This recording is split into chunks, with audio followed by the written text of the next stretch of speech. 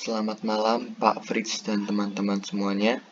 Saya Marcelinus Tirta Jayanto, perwakilan dari kelompok C dengan studi kasus PT Hanjaya Mandala Sampurna.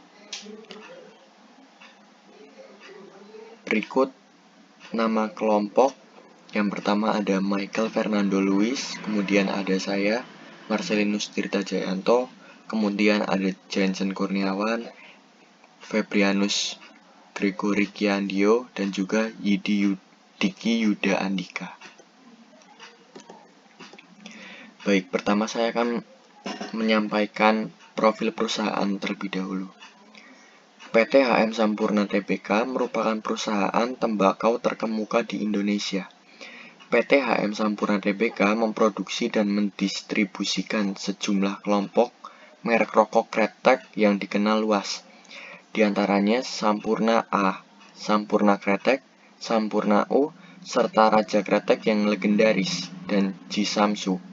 Sampurna adalah anak perusahaan dari PT Philip Morris Indonesia dan afiliasi dari Philip Morris International INC, perusahaan tembakau internasional terkemuka di dunia. PT HM Sampurna Tbk. Kemudian ada struktur organisasi. Direktur utama dari PT Sampurna yaitu mengkoordinir seluruh kegiatan perusahaan termasuk sumber daya manusia, administrasi, pemasaran, manufacturing, litbang, dan keuangan. Kemudian tugas dari wakil direktur yaitu memberikan pengawasan dan petunjuk kepada para pelaksana dan mengawasi keseimbangan antara wewenang dan tanggung jawab. Tugas dari bagian admin yaitu menyelesaikan pendokumentasian atas dokumen-dokumen penting perusahaan serta penyusunan daftar hadir. Kemudian ada divisi marketing yang bertugas pemasaran, bertugas menganalisa pemasaran, perencanaan, pelaksanaan, dan pengendalian hasil produksi sampai ke tangan konsumen. Kemudian ada divisi manufacturing, bertugas menyediakan dan mengontrol bahan baku yang akan diproses sehingga menghasilkan produk yang diinginkan. Kemudian divisi finance, yaitu bagian bendahara bertugas menangani masalah dana. Lalu yang terakhir ada divisi litbang. Divisi ini terdiri dari bagian laboratorium, pengembangan produk, pengontrolan mutu, dan penelitian pasar. Kemudian ada tujuan dan manfaat.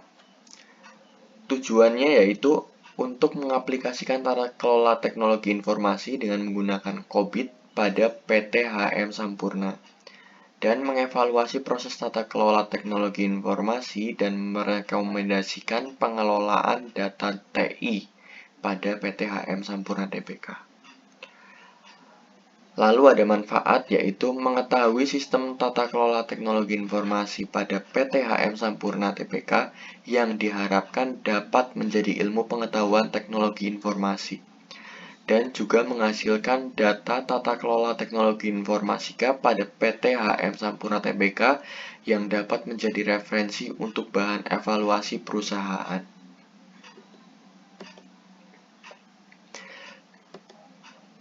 Kemudian ada desain faktor enterprise strategi, yaitu strategi yang digunakan pada PT HM Sampurna Tbk, berfokus pada innovation, differentiation dengan penilaian 4, sangat penting karena PT HM Sampurna Tbk ingin tetap menguasai pasar tembakau rokok di Indonesia dengan memberikan inovasi produk rokok terbaru. Lalu Enterprise Goals. Dalam tahap desain faktor 2, Enterprise Goals merupakan tahap identifikasi yang berhubungan dengan tujuan dan sasaran bisnis yang ingin dicapai oleh PT HM Sampurna Tbk adalah pada inovasi dan kualitas produk. Lalu ada Risk Profile.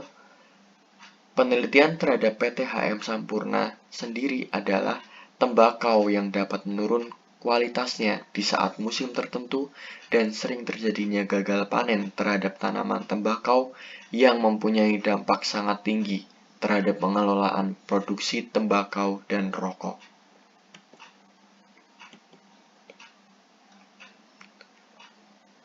IT-related issues. Kurangnya pengawasan dan kontrol kualitas atas aplikasi yang sedang dikembangkan dan dioperasikan, seperti kehilangan data, pelanggaran keamanan, kegagalan proyek, dan kesalahan aplikasi terkait dengan teknologi informasi. Ketidakmampuan untuk mengeksploitasi teknologi baru atau berinovasi menggunakan IT. Lalu IT Threat Landscape. PT HM Sampurna Tbk mempunyai dua tingkat ancaman, yaitu tingkat ancaman tinggi dan tingkat ancaman normal. Lalu Compliance Requirement.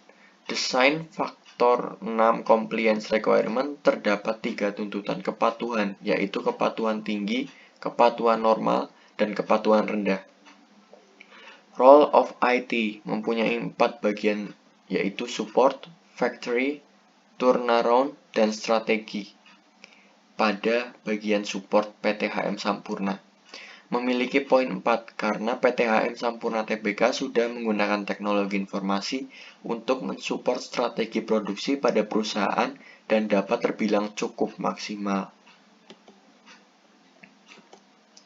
Lalu ada IT sourcing model.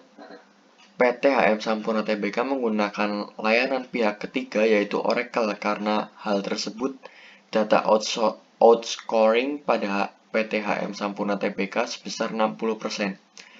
Untuk cloud sebesar 20% karena pada PT HM Sampurna Tbk, aplikasi tersebut digunakan untuk mengelola data stok barang. Ada IT Implementation Methods. Pada tahapan IT Implementation Methods pada PT HM Sampurna, tertera 80% pada bagian Agile, 20% pada bagian DevOps, dan 0% pada bagian tradisional. Sudah dikelola dan tersimpan dengan baik. PT HM Sampurna Tbk juga menggunakan DevOps pada setiap hardware-nya. Lalu yang terakhir ada teknologi adoption strategy.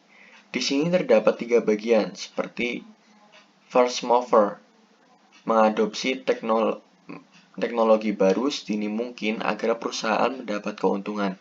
Kemudian ada follower, sebagai pengikut arus utama teknologi terbaru, dan yang terakhir. Kemudian slow adopter, yaitu perusahaan terlambat dalam mengadopsi teknologi baru.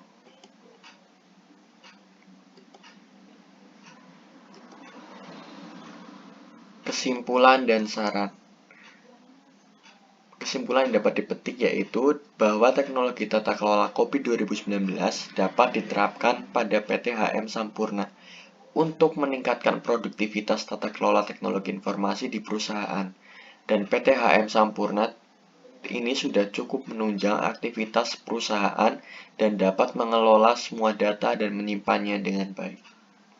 Terima kasih.